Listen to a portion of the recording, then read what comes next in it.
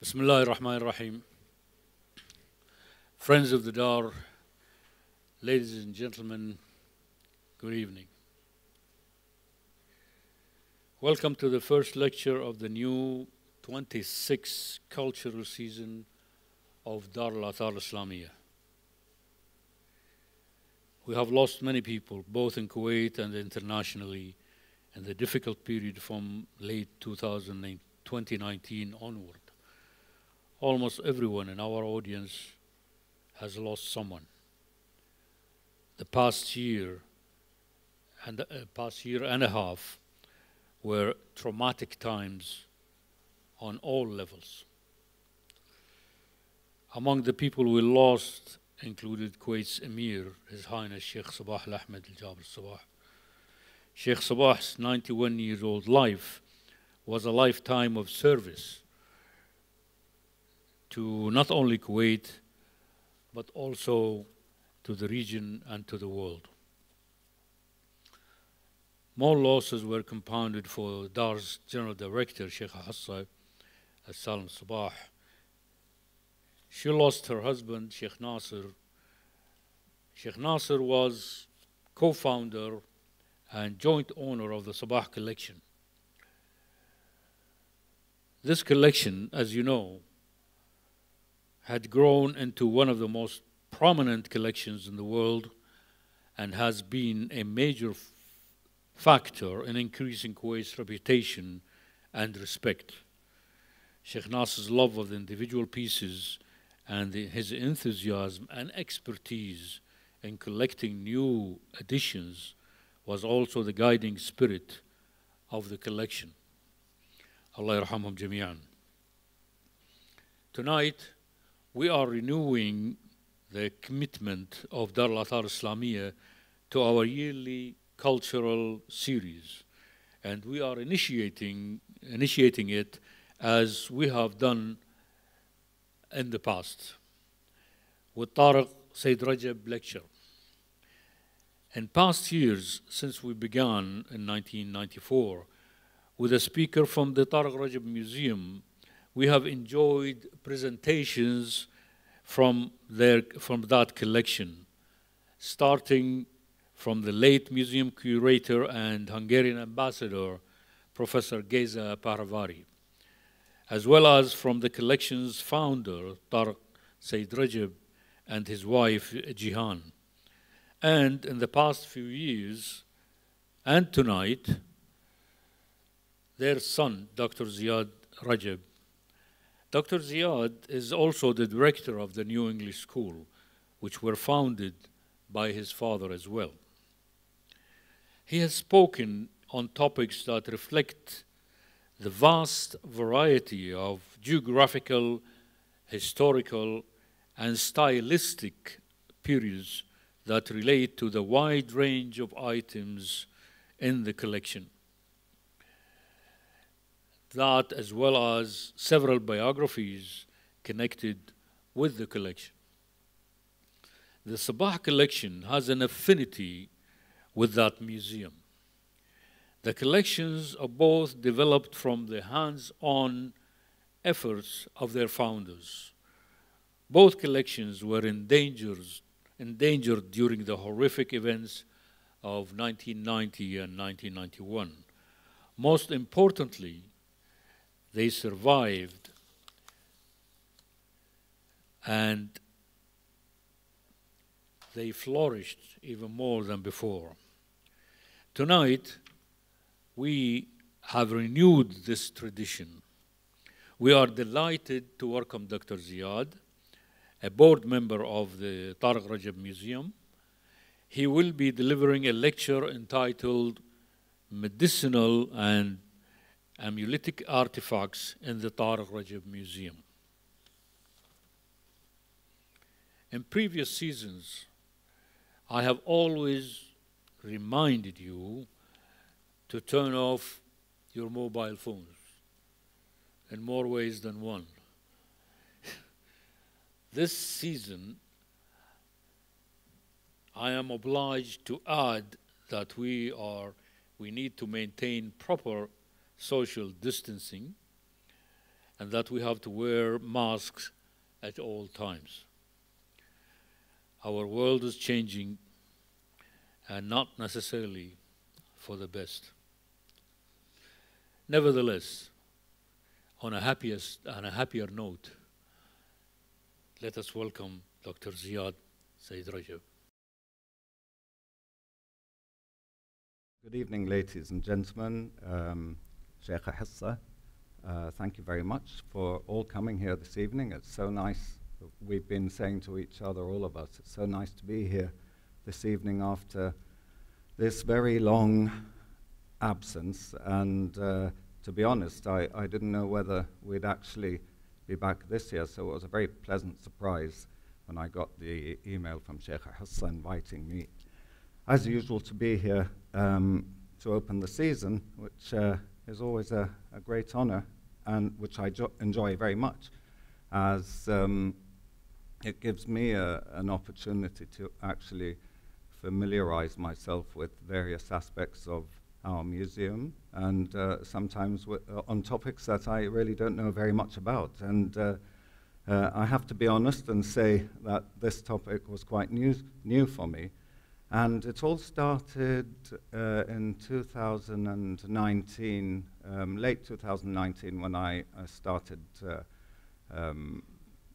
talking to my sister about what I could possibly do as a talk if I was lucky enough to be invited again for the following season, which was 2020.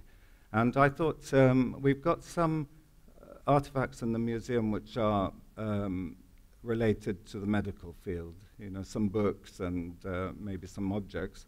And so I was thinking along those lines when we were suddenly hit by this disaster called COVID-19.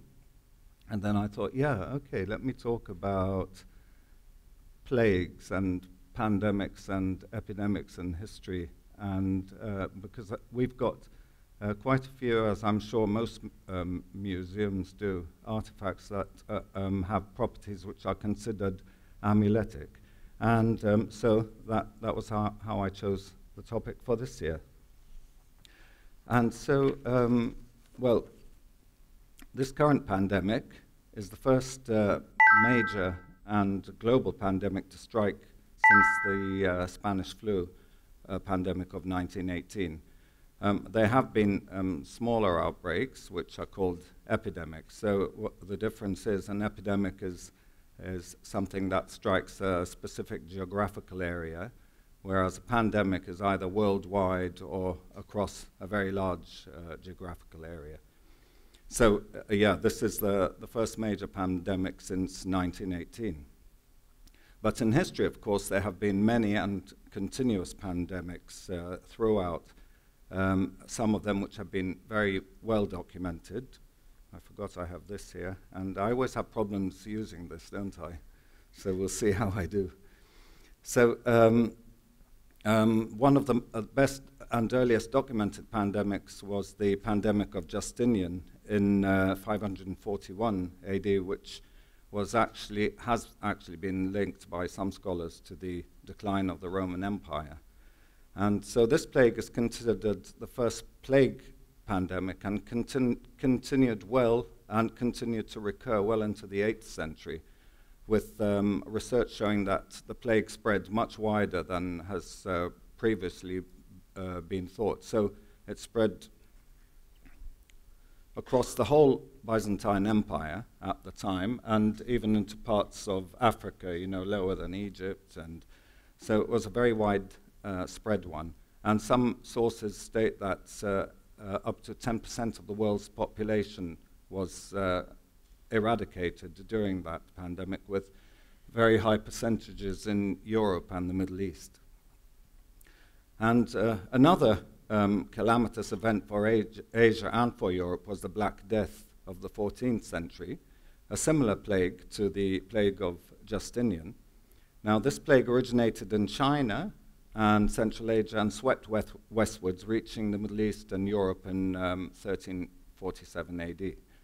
And so this map, which is courtesy of the Encyclopedia Britannica, shows, this one, timeline progress of the plague It ravaged both continents, and by some estimates, half the population of Europe was killed. So it started off in the Yellow Zone, 1347, working through the whole Mediterranean by 1348 and traveling up to northern Europe.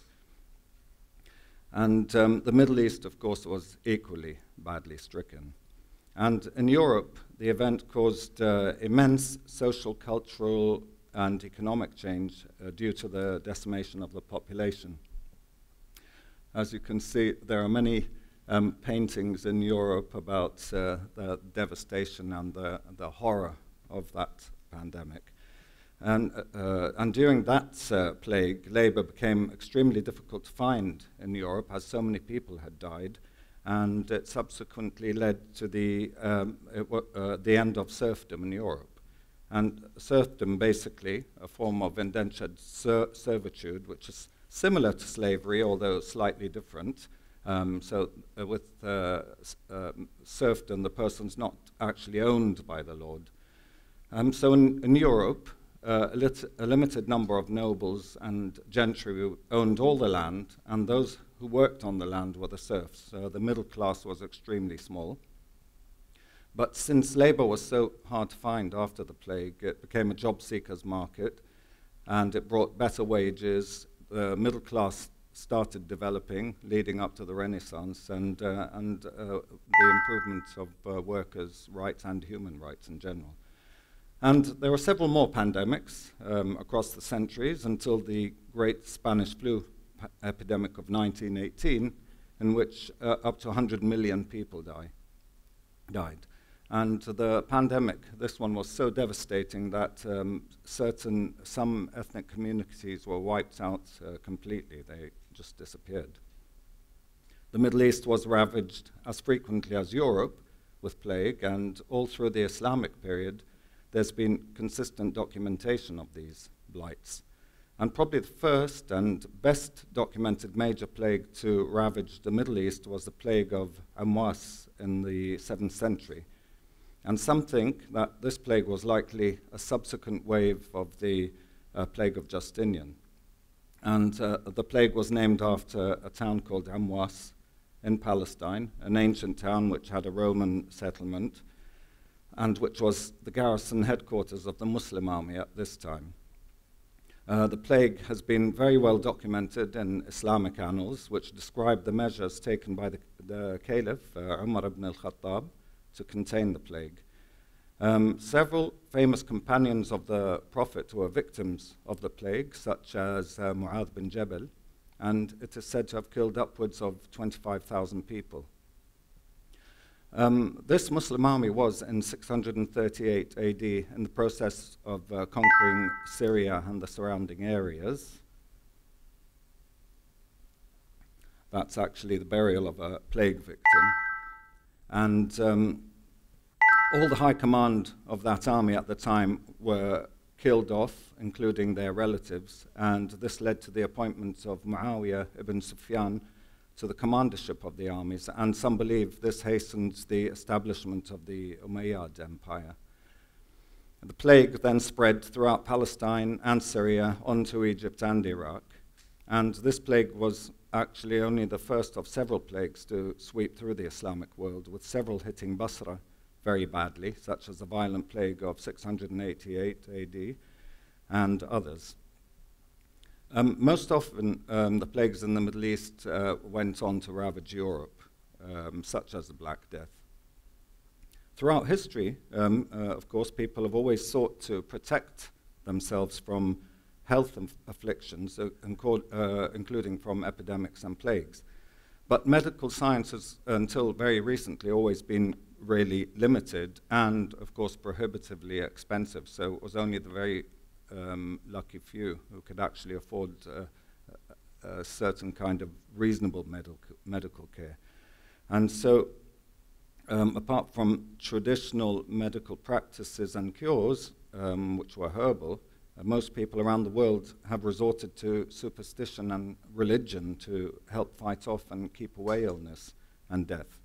So in this illustration from Europe, two men are whipping themselves, flagellating themselves to punish themselves for their sins in the hope and belief that they would thus be divinely protected from evil and the plague. So often in Europe at the time and other places, people often assumed that a plague would hit because of people's sins.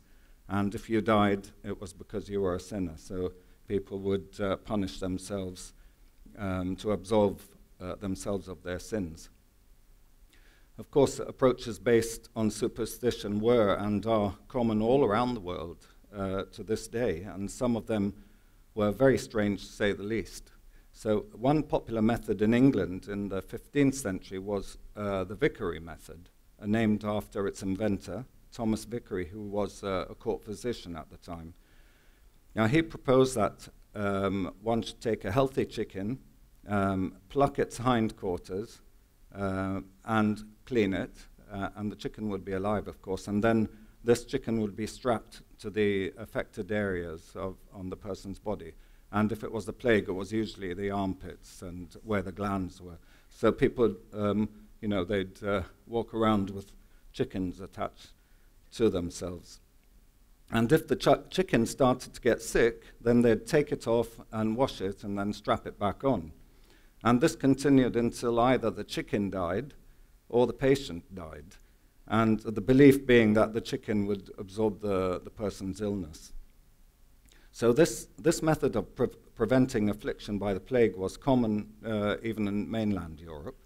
And based on his research, an academic called Tareq Heinrichs said that the first mention of using a chicken rump to draw poisons out of a bubo appeared in a plague treatise by a Catalan writer in 1348 AD called Jacques Agremont, who wrote a book called Directions for Protection from the Plague, in which he described this method. A very strange method, to say the least, but it's interesting to note that chickens as treatment for various ailments go back a very long way in history, and some form or other of chicken was mentioned in Ibn Sina, Avicenna as he's known in the West, in his Canon of Medicine, in which he praises the benefits of chicken broth, but also the practice of placing a chicken on a wound or a poison bite. But less dramatic than this method was the use of talismans to ward off evil, and also specifically to ward off plague illnesses. So in Europe,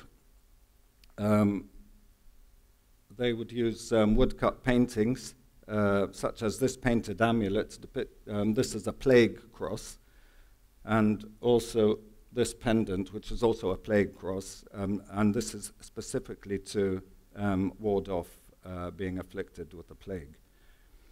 People also used religious scripts, of course, in all religions, as well as magical words, and symbols and images to protect against evil, and very often specifically against plague, such as those examples, but also this one from Germany, which is called the Benedict Fenig, which was, again, a plague-specific amulet, used to ward off evil, and it was used frequently by people working with and around plague victims. And this is a similar one from Austria. Sorry about the very unclear photo. And all across the world, of course, as I said, people had similar practices, including in China and the Middle East. And ceremonies would be held in China to help to get rid of plague, and people had to pray and burn incense morning and night. This was a Chinese custom. Everyone was also in China encouraged to wear an amulet with the characters of the Chinese war god Guan Yu, depicted here with his names and titles on the side, and this would protect them again specifically against the plague. And they would also affix a similar plaque on their front doors again with Guan Yu in it, and he was supposed to be able to protect them. In the 19th century, there was another plague in China, and some of the gentry in Guangzhou province believed that an image of a minister from the Song dynasty named Bao Zhen, depicted here, would drive away the plague. So another of superstitious methods to keep plague away.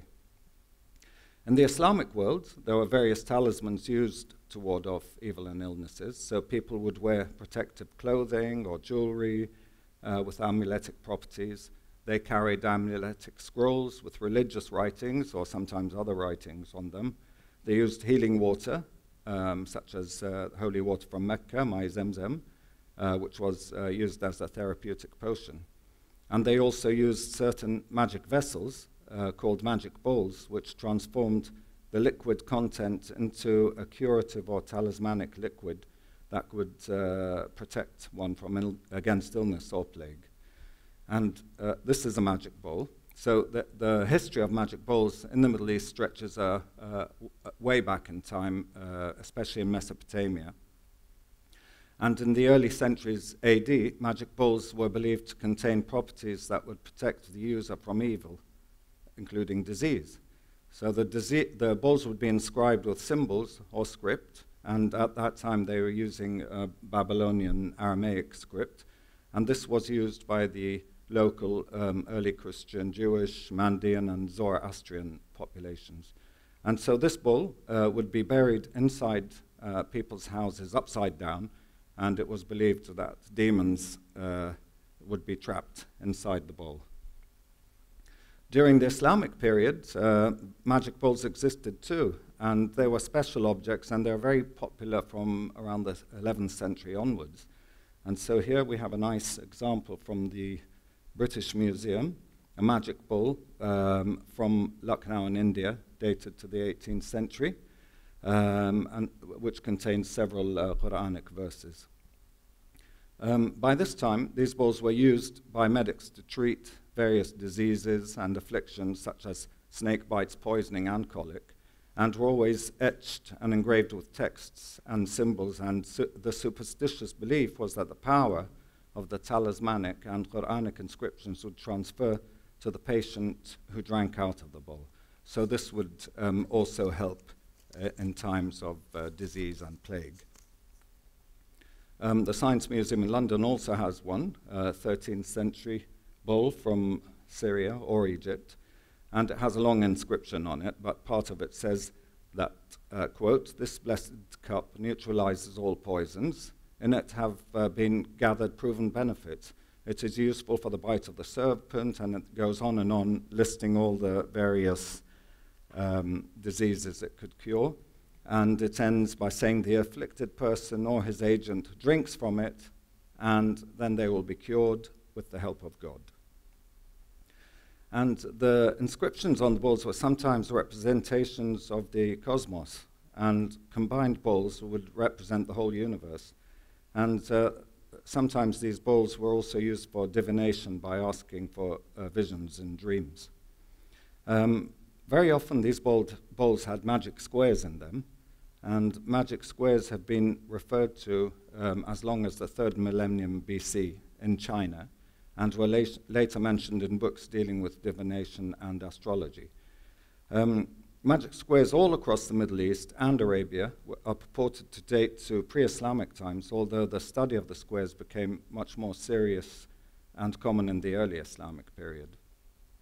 And one of the earliest references, Islamic references to the magic square, appeared in a famous work by Jabir bin Hayyan, who was a chemist and an alchemist, a physician, a philosopher, a mathematician, and he lived during the 8th century in Kufa. The earliest treatises on magic squares were purely mathematical, but over time the squares were considered by people to have magical properties and were often used in talismanic representation. So at a basic level, a magic square is a set of numbers arranged so that the sum of the numbers horizontally, vertically, or diagonally is always the same. So it seems quite simple and straightforward, but in fact it's really complicated, and it becomes increasingly complicated the bigger the number of squares. So in the Islamic world, one of the first books written about the squares and magic numbers was called the Encyclopedia of the Brethren of Purity, Rasa al-Ikhwan al-Safa, which was written in the 10th century in Basra by a mysterious group of intellectual men called the Brethren of Purity. The book covered mathematics and astronomy, religion, politics, and so on, as well as magic. And it was used and was quite influential in many parts of the Islamic world as far as Andalusia. And to them, the Brethren of Purity, the square represented stability, and the numbers each had a particular significance. And another mathematician and philosopher who wrote about the squares was Ahmed al-Buni, who was an Algerian living in Cairo in the 13th century, and who wrote a book entitled Shams al-Ma'arif. I've got a couple of pages here. This book was considered heretical and banned or suppressed in many regions across the centuries because it talked about magic. And he discusses in this book, the first few chapters, magic squares and their use in magic. And he then goes on to talk about the magical properties of the 99 names of God and the uses of talismans for protection and the method of their design and manufacture, which is probably why the book was suppressed. This is another page from the book. As you can see, there are various magic squares which are made up not only of the numbers but also of letters. Now here's another magic square which is on an iron plaque. It's a 14th century one which was unearthed from the foundations of a Mongol prince in China, and it was placed there to ward off evil spirits. It was buried beneath the floor of the palace. And the significant number of this is a 6x6 magic square. Significant number is 111, so diagonally across and up, it all adds up to 111. And the total of all the numbers in the whole plaque is 666, which can be considered significant in some quarters. And the study of the squares was taken further and to very sophisticated levels by scholars in Baghdad and other cities in the Islamic world at the time. And during this period, mathematics, of course, also really reached very advanced levels. Then from the Islamic world, the squares were introduced into Europe around the early 14th century. In our museum, we have a bronze mirror here. Unfortunately, not a very good photo. 18th century from Iran, and which has inscriptions on it that are invocations for knowledge and for gaining admittance to paradise, as well as for healing and protection against illness. There are various verses in it from the Quran, and in the center there's a 4x4 magic square, which contains, rather than numbers, contains letters, and they're the letters Alif, Lam, Mim, and Sad, which belong to the group of 14 mysterious and secret letters which stand at the beginning of certain verses in the Quran, which basically nobody knows much about. We also have a magic bowl in the museum, again 18th century and also from India, which is inscribed with Quranic verses. And in the dome in the center, there's a little 3x3 magic square. The base is divided into sections. There are 3 more 4x4 magic squares around the inner side, and also a roundel with the name of the prophets on it. And that's the magic square in the center. There are also verses from Ayatul Kursi, which is a throne verse. And in between the text, on the outside, is a representation of the double-bladed sword, Dhul Fiqar. And this sword belonged to Ali ibn Abi Talib, and this was purported to have been given to him by the Prophet himself. And this sword is often used as a talismanic symbol and often comes with an invocation. There are also in the bowl, on 2 sides, a shrine which represents the tomb of the Prophet's grandson, Hussein. But magic balls were made, yes, in metal, but also with other materials. And in China, porcelain or ceramic balls were popular, and they were produced for the local Muslim communities, or even for export abroad to the Islamic world. And there's a good example in the Singapore National Heritage Board collection, which is depicted here with a magic square on the bottom, and this one. And we have similar balls in our museum, and so we have one here, dated to the 17th century Qing dynasty, and also with a similar magic square on the bottom. The Singapore balls and our balls are quite similar in design and in date. And this was actually quite a common export during the Qing dynasty, and it spread all over the Middle East as well as the rest of the Islamic world. And similar in design to the metal magic bowls made in the Middle East and India, and that the bowls usually contained this magic square as well as verses from the Quran.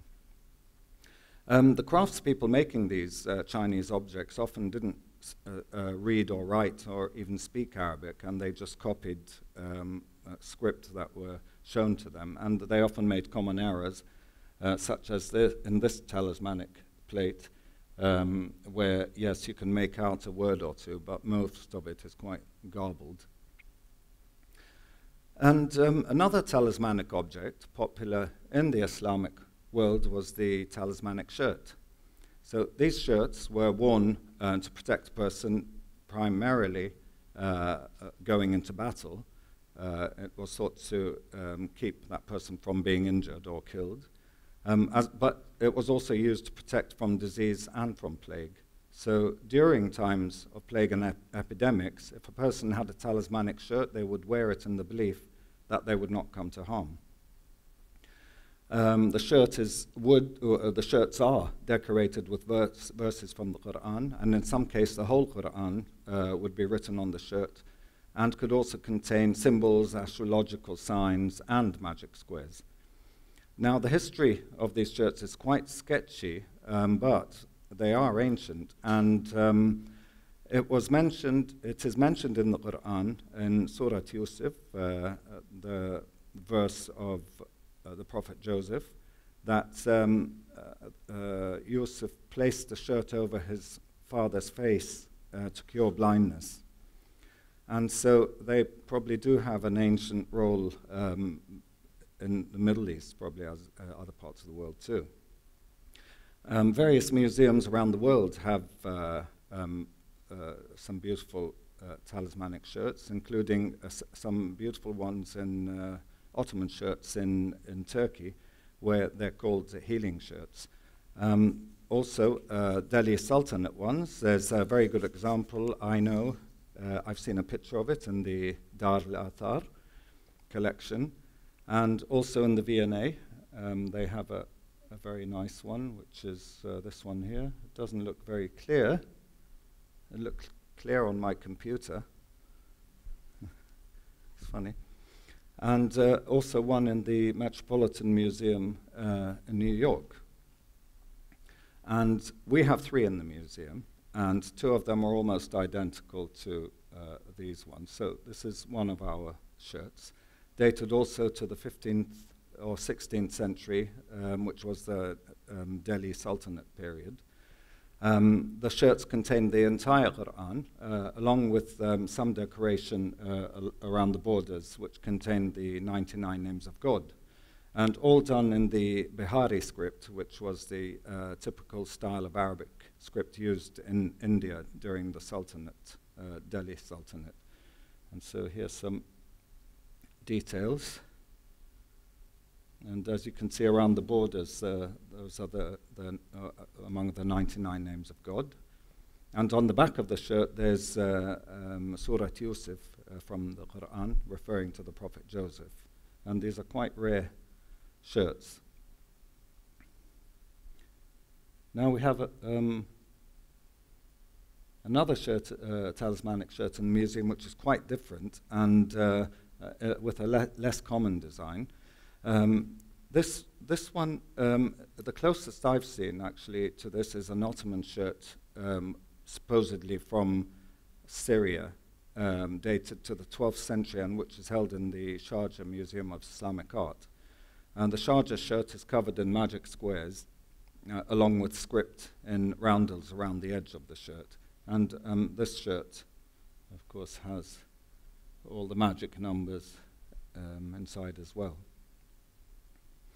Then next, a subject which really is so wide in scope that I think I'm just going to skim across it with a few little examples, and that's jewelry. I mean, jewelry is a massive subject, and jewelry, and in particular folk jewelry, does include items that are worn for protection, or at least amuletic properties are often incorporated into various pieces of jewelry. So in various parts of the Islamic world, jewelry is often traditionally worn consistently as part of one's costume, especially a woman's costume, meaning that she'd wear it every day. Jewelry with amuletic properties might, however, serve a specific function, and so a piece of jewelry could be adapted or even made to include an amulet, which might be scripture or symbolic or even just the metal. And this happened all over the Islamic world. There's a long history of using amulets and talismans for protection and good luck, but really in many societies anything other than pure Quranic inscriptions could be frowned upon, even to this day. But this did not stop people from resorting to superstitious practices. Some amulets might just contain the words MashaAllah or a verse from the Quran, Ayat al-Kursi, but other items might be different and might be worn to protect from disease and accidents or misfortune, or might have a very specific objective. The material that the amulet is made of is an important factor, and precious metals or stones were preferred. In due course, some people came to believe that the material itself contained talismanic properties, such as with turquoise and carnelian and silver. And here we have some examples. Turquoise is very popular all over the Middle East, such as those three examples from the Arabian Peninsula, and the bottom from Afghanistan, and that one from Iran. And turquoise has always been thought in the Middle East to avert the evil eye. And also sometimes combinations of materials were thought to increase the properties. So you could use silver with turquoise, and the amuletic properties will be increased. And if you had verses from the Quran, then that increased many times. Now, certain Central Asian peoples, such as the Turkoman people, depicted here, it's a modern photo, but they've got all their jewelry on. The jewelry would often be made for religious purposes or specifically for magic or protected significance. Now, the Tekka would wear their jewelry, a lot of it against the evil eye and also against illness and disease. Certain types of jewelry would have Quranic inscriptions inserted into the cylinders or boxes, and this formed normally part of the jewelry.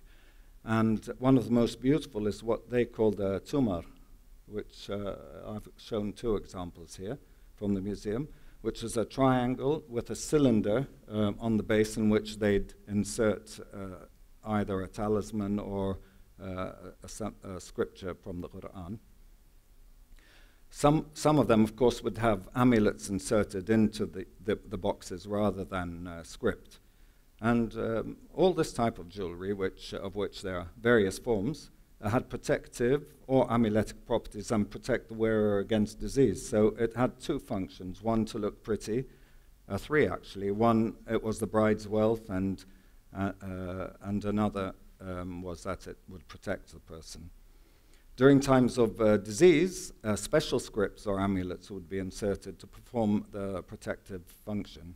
And in Central Asia, one could find similar types of jewelry all the way from Afghanistan to Uzbekistan. Silver, of course, was considered by many to actually be an amuletic metal itself, and with certain tribes, it was valued above gold. And we actually have a story, my sister and I, about that. So in 1976, when we were very, very, very young, and my sister was in college, her friend, she was in England, and her colleague, her friend at university was a girl from Kabul. And so she invited Noor to go to stay with them in Afghanistan, and my sister asked me to go along with her, which I did. And it was a fabulous country, you know, with beautiful people and beautiful scenery. And one day, Sally, Noor's friend, took us out to a tribe. I think they were like a Kuch tribe, I think they were called. And of course, Noor went up to the women. They were all wearing silver. And she tried to barter her Kuwaiti gold bangles for the woman's silver jewelry. But the woman would have none of that. And she wouldn't part with her silver. And Noor's friend Sally said it was because to them silver was much more valuable, not only in terms of monetary value, but in terms of the properties of the metal than gold. I mean, she wasn't interested in gold at all. And yeah, so that was an interesting experience. But Central Asia is not the only region in the Islamic world where this type of jewelry is worn. So the first one on the title page was actually from Oman. And so from North Africa to the Arabian Peninsula to Iran and across really the Islamic world, folk jewelry very often have these protective additions in them. And especially common were the boxes that contain a verse from the Quran or even some charm, and these could range in size from the small gold boxes which people wear today to very large silver types that were common all over the place. Now, this is a very interesting example. We have a whole collection of these, which were the property of the Emirs of Bukhara. And their jewelry was enameled on silver and contained precious stones, amuletic stones like carnelian and turquoise, which are both considered to be stones with amuletic properties, but also with parts that you could remove and insert a verse from the Quran or whatever inside. So this is another one from the same collection. These are very large, by the way. I mean, they're like 3 feet long, and they were probably just for ceremonial use. Oh, sorry, I meant to show you that picture of the Nomads in Afghanistan. So this is from Oman. So these are from various parts of the Arabian Peninsula. And I even have an example there from Tibet, which had similar function. So it had protective properties. And then I'll move on to a small selection of items with scientific and medical significance. So I think it's apt to start this with one of the major objects of this type in the museum, and that's the Canon of Medicine, which was originally written by Ibn Sina, Avicenna, as he is known in the West. And I have shown this, I think, in previous talks here. So Ibn Sina is the most important philosopher and physician in the early Islamic world. As was happening in Baghdad at the time, the capital of the Caliphate, Ibn Sina was drawing upon works from various sources, mainly Greek, but also Persian and Indian, which he combined and developed into a rational and consistent scientific system, which explained all reality, including the tenets of religion. He wrote on many topics, as was the norm for scholars in those days. So he wrote on chemistry, astronomy, metaphysics, theology, astrology, and medicine. His works dominated the academic world in the Islamic world for centuries, and when they were translated into Latin, they became dominant in Europe as well, influencing European philosophical thought well into the Renaissance period. Translations of many works were undertaken mainly in Andalusia, while his most famous book, the Canon of Medicine, in Arabic, al-Qanun fi al-Tibb, depicted here, which formed the final codification of Greco Arabic medical thought, this book formed the basis of medical teaching in European universities, and starting with the University of Bologna in the 13th century, and this continued well into the 18th century, and in the West, this was his best-known work. Until this work was translated, medical teaching in Europe was based upon the works of Galen, as well as works by Razi and al-Majusi. And it was only in the 18th century, so the 1700s, that the universities of Montpellier in France and Padua in Italy stopped using the canon of medicine as their principal medical reference. Gerard of Cremona translated the canon of medicine into Latin in the 12th century, where Ibn Sina was known as the Prince of Physicians. And the book itself is divided into 5 sections, 5 volumes. So the first section is the general principles of medicine, and they're written in red there. And then Materia Medica, which lists hundreds of drugs and medicines. Pathology, which discusses diseases of different organs. General diseases. And finally, Formulae, which lists hundreds of medical compounds along with their effects and how to prepare them and their uses. So as we live through this pandemic, the COVID-19, it's interesting to note that Ibn Sina was one of the earliest and most important proponents of the use of the quarantine to control the spread of disease. So in the canon of medicine, he wrote that disease could spread through very small particles that were invisible to the naked eye. Historians agree that Ibn Sina's work laid the foundations for modern quarantine, and some even argue that the word quarantine, which is Latin based on the number 40, and quarantine itself is based on the Venetian policy of keeping a ship's crew on board for 40 days, and this is actually based on the 40 days that Ibn Sina prescribed and recommended for people being isolated, and which he termed in his book al-Arba'iniyyah, which means, again, based on 40 in Arabic. And this volume, the Canon of Medicine, was written for the Mamluk Sultan Salah ad-Din Saleh by quite a well-known calligrapher called Yahya bin Nasr al-Jamali. It was written in 1352 AD. Yahya bin Nasr was a student of 2 very important calligraphers, Ahmad Rumi and Mubarak ibn Qutb, and they in turn had been students of the most famous Yaqut al-Mustasimi. Next, subjects which for people who've been associated with the Dar for a long time will remember from a lecture by Dr. Gazer many years ago. And that's, even though he didn't discuss these particular jars, but he did discuss apothecary jars, of which we have quite a collection in the museum. And these are called al-Bareli in the West, and they were used by chemists, pharmacists, apothecaries in the Islamic world, and they subsequently made their way into Europe, in particular in Italy, from the 15th century onwards. They were brought to Italy via Sicily by Muslim potters from Andalusia, and the origins of these al-Bareli are Syria and Iraq. The origin of the word is unclear, but some argue that its roots lies in the Arabic word al-Burma, which means a vase or something like a vase. In the Middle East and later in Italy, the jars were used to hold ointments, medicines, and herbs, and their shape and form actually became standardized. And while the tall cylindrical and wasted shape like these became very popular, there were also other vase-like shapes with floral and herbal depictions on them.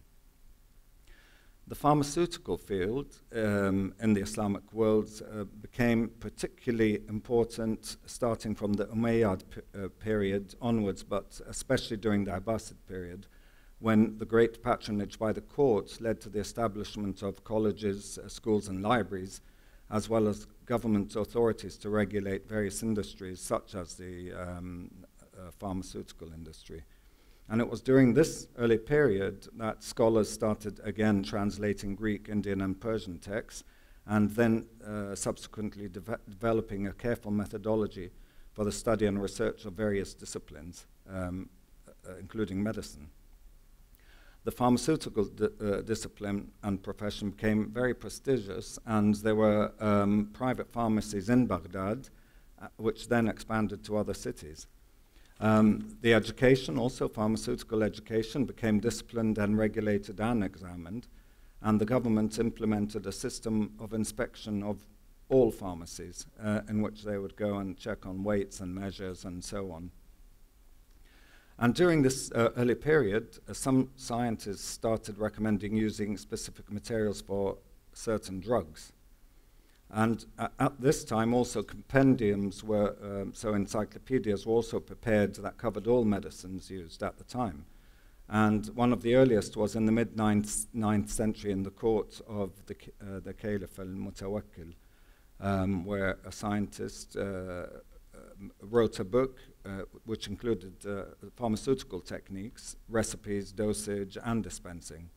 And then later in the 12th century, another scholar called Ibn al-Baytar in the Kingdom of Granada expanded on this to produce the most comprehensive materia medica written until that time, using his own experience, as well as many other written sources, and especially based on a lot of the work of Dioscorides, who was a 1st century Greek physician from Asia Minor. As the profession became more regulated and disciplined, pharmacists started standardizing their use of containers for various herbs and medicines that they used, such as the albarelli I showed. And one of the key production centers for the jars was in Syria, where they started producing jars for specific medical purposes from the 12th century. Popularity, of course, as I mentioned before, spread far and wide, and apart from Europe, they spread onwards to Southeast Asia and China. Now, a lot of the jars in our museum were made in Syria in the 15th century under Mamluk rule, and during this period, certain ceramics were being produced under the influence of Chinese jars called Quan jars, which were oval and which also had lids that could be covered. And but we also have the Hispano-Moresque, such as I showed a bit earlier, which are 15th century examples from Andalusia. And we have some also in the museum from Kashan, and these are Syrian ones. And there's a similar one to that one at the back, to this one, which is in the British Museum. Now, in the principal Syrian collection, each of the jars, which I'm coming to now, has the pattern of a plant on it. And according to Dr. Fehervari, our curator, ex-curator, and to others, this was to identify the contents of the jar. So, for example, in this jar is a motif that represents a type of plant called euphorbia, a succulent plant found in the region, and the juice of which can be used for the treatment of eye infections or skin diseases. And then we have a jar with 3 blossoming plants. The stems are black and the blossoms are blue, and these are identified from Dioscorides' herb Onopodum acanthium, which is a type of thistle native to Western Asia. Or Dr. Geza said it could be another plant, a Omani herb called Caralluma corjangula, depicted here, which is another succulent plant and which can help speed up recovery from convalescence. Then we have another jar. There's a very similar one in a collection in Amsterdam. Now this has elongated cartouches filling the central part of the body. There's a floral spray with long leaves, and this one, Dr. Geza again identified as Rumex crispus, shown here, which apparently had several medical advantages. So its juice was used for dry coughs, for swollen joints, and also for eye ailments.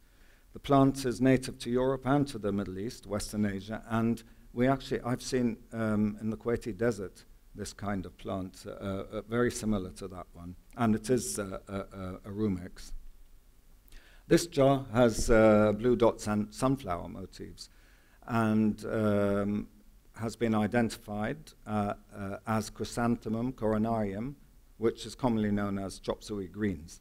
And the juice, depicted here, of this herb can be used for different medical purposes, but primarily to heal open wounds and cuts, but also for eyes which have been damaged. And then these jars with corollas, and which Dr. Fehervai identified either as a Ficus sycamorus, or which is a species of fig, or even a Cordia mixa, which is a flowering plant that produces a fruit that actually grows in Kuwait, and all Kuwaitis will know bambar. So that could be bambar on that jar.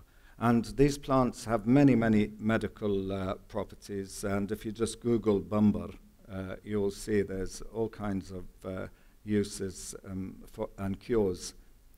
And the older generation, of course, were all very fond of the slimy fruit, which younger people didn't like at all, including me.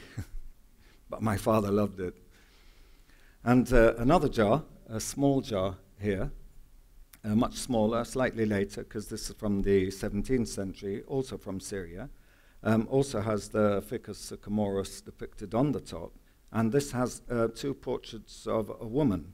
So on one side, on this side, the woman has a spotty, sad-looking face, while in the second one, she's got a nice, clear face, and she's looking a little happier.